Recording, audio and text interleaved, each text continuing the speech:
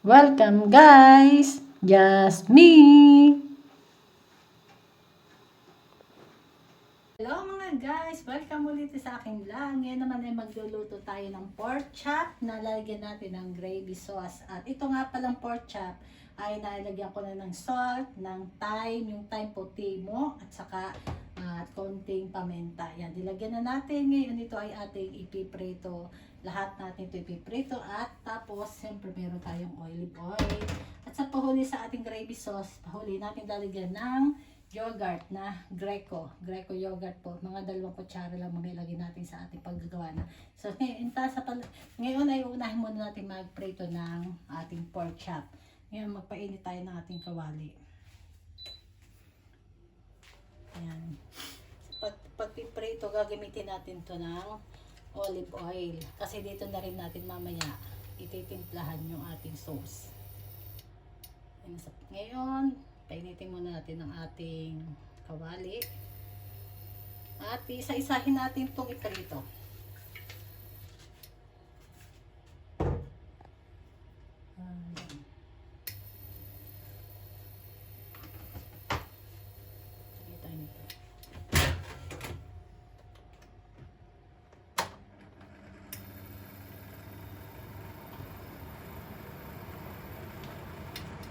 Antay lang natin uminit ang kawali bago natin isa-isahin piprito ang ating pork chop. Madali ang lutuan lang muna ang gagawin natin sa pagpiprito ng pork chop.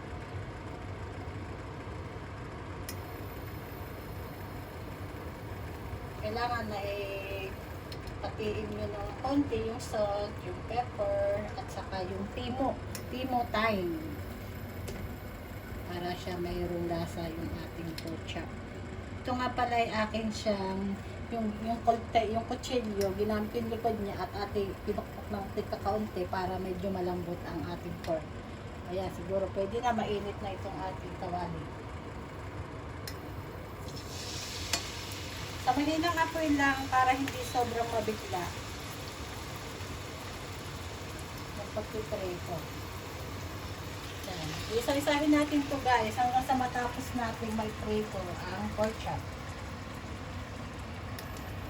Guys, patapos na tayo mag-prito na ang ating mga pork chop. Last na to. Tahangoy na natin. Kita nyo, may prito na natin lahat.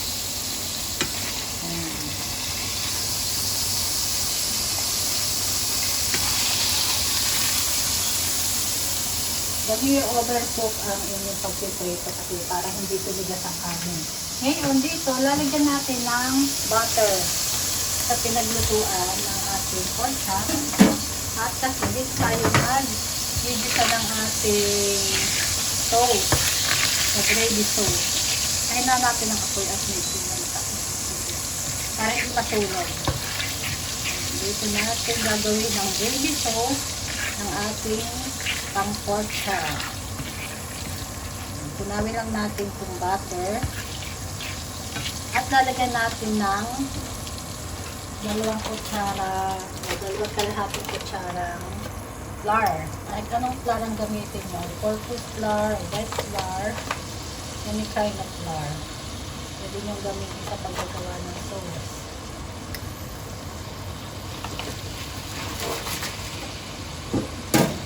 Lutuin natin ito dito.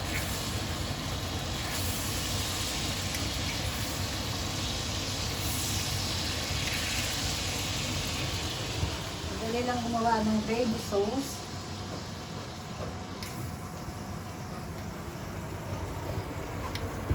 Ayan, nakita nyo.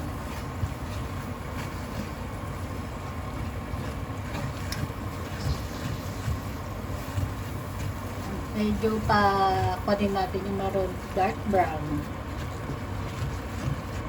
Kaya dyan natin niluto para naandyan din yung pinaka-lasa ng karne pinagprituhan natin sumama sa sauce. Nakikita nyo, maganda ang kulay na. May medyo brown ng konti.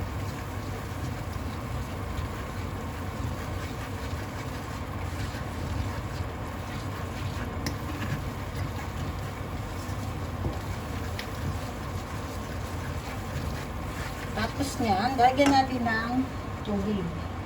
Pakukuloy natin ito dito para lumapot siya. Pwede rin kayong gumamit ng mga broth, chicken broth, beef broth, pero wala kasi ako niya, kaya tubig na lang gamitin natin.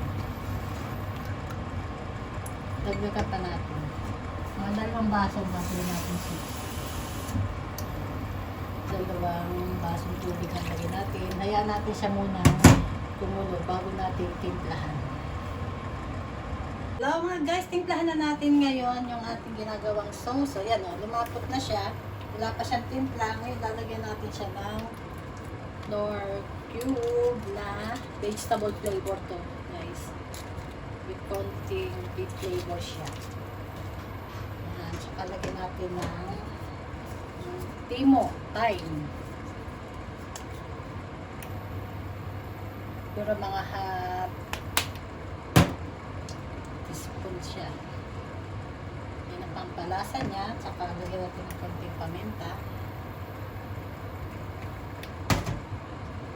Bago natin siya, tiglagyan ng asin kasi may lasa na yung Knorr. Tingnan muna natin kung tama na siya sa lasa. Bago natin dagdagan ng asin.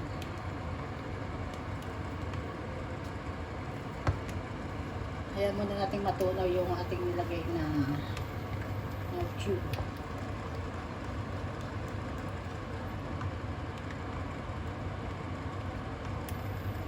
Ayan, tumura niya. Medyo maganda ng kulay niya.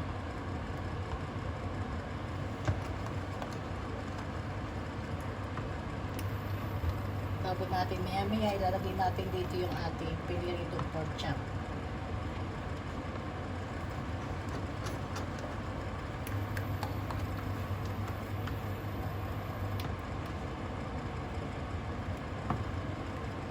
Tikman natin.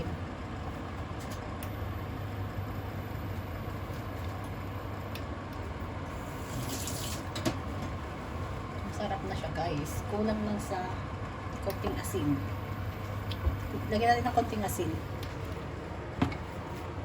Ito yung ating salt.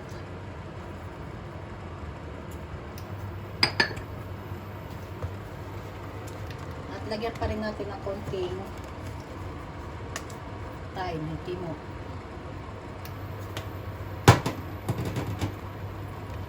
Ayan, o. Kita nyo, malapit na siya. Malapit na rin siya. Kumukulo-kulo na siya ng kaunti. Lagyan natin yan ng yogurt. Dry ko yogurt siya.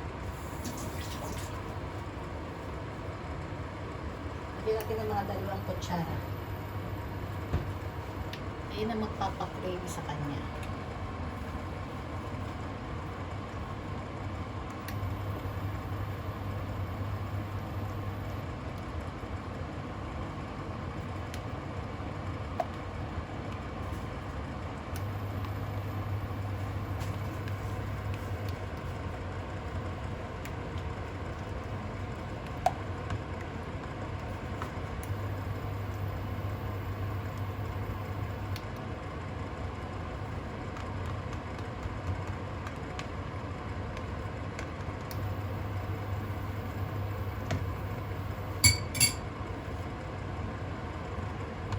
Pakuloy lang natin bago natin ilagay ang pork chop. Ayan guys, ilagay na natin ngayon yung pork chop na pinirito natin. Dito, isa-isahin natin siyang ilagay sa ating sauce na ginawang gravy sauce. Lulutuin ulit natin siya ng mga 5 to 8 minutes lang para hindi ma-overcook yung ating pork chop at hindi siya matigas. Papapansin nyo, nag-iba rin yung ating kawali. Kasi napinartan ko para medyo magkasya naman siya. Ayan guys. Antayin lang natin siyang kumulong lahat diyan. At ayan ay, ready na para makain.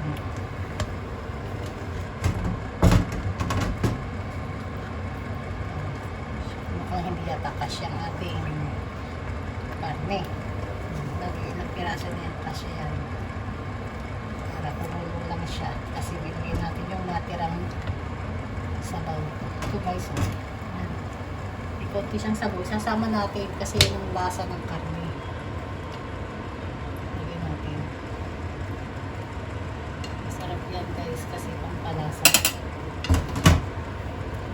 Kaya na natin siyang kumulo dito ng mga 5 to 8 minutes. Takpan lang natin agad para mas madali siyang maluto. Guys, tingnan natin yung aking niluluto ngayong pork chop na may gravy sauce. Tingnan natin, na tayo ay magtitikim din ng ating niluto. Kuha tayo ng isa dahil ito ay ready na. Kita nyo mag-creamy ang sabaw niya. Bigyan natin ng konting sauce. Ayan. Ayan ang itsura niya. Ayan. Tingnan natin. Tikman natin at kung anong lasa ng ating niluto. Masarap siya guys. Yeah, try nyo na rin guys. Iluto ang ating niluto pork chop na may gravy sauce. Yan mga guys, mga viewers, mga subscriber. Please subscribe na rin sa mga hindi pa nakaka-subscribe. And thank you sa inyo lahat sa panonood. Bye!